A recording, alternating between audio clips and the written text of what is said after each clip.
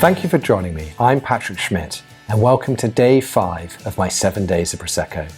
Today's session is focused on sugar as I answer the question, why does my dry Prosecco taste sweet?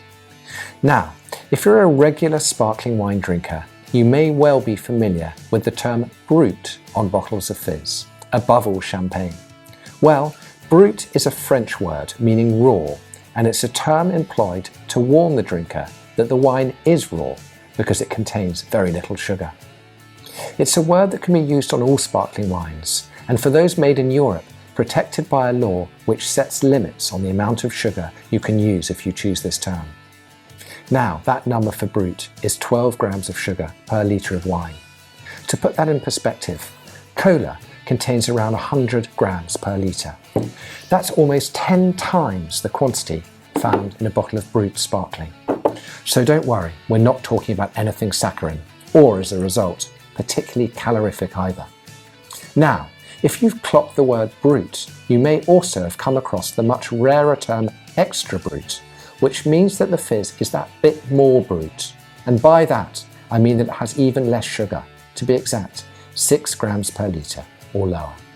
And even rarer still is the term brut nature or brut zero, which means that there's no sugar in the fizz whatsoever. So, look for these terms if you insist on something with almost no sweetness. In contrast, the most common term you'll see on a bottle of Prosecco is extra dry, and sometimes just dry. Confusingly, extra dry is sweeter than brut, although logically, extra dry is drier than dry.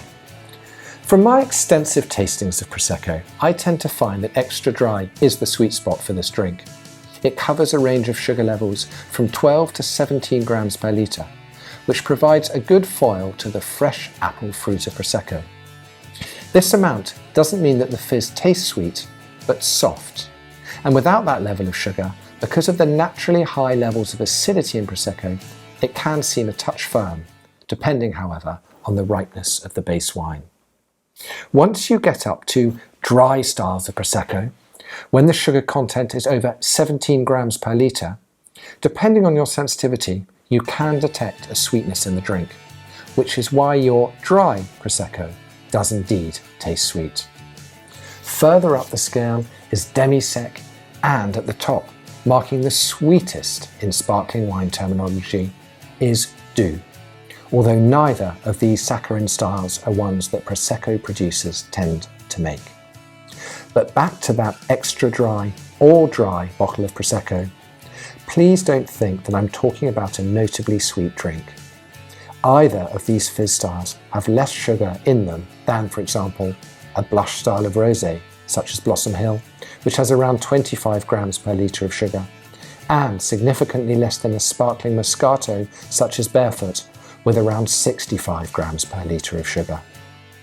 And there's actually more sugar in a glass of orange juice than your average Prosecco. Not that I'm suggesting you swap your breakfast drink for a glass of this Italian fizz. However, if you do want to cut down on the calories, don't feel you have to give up on the bubbles. And if you like your Prosecco a little sweet, then make sure the label says dry.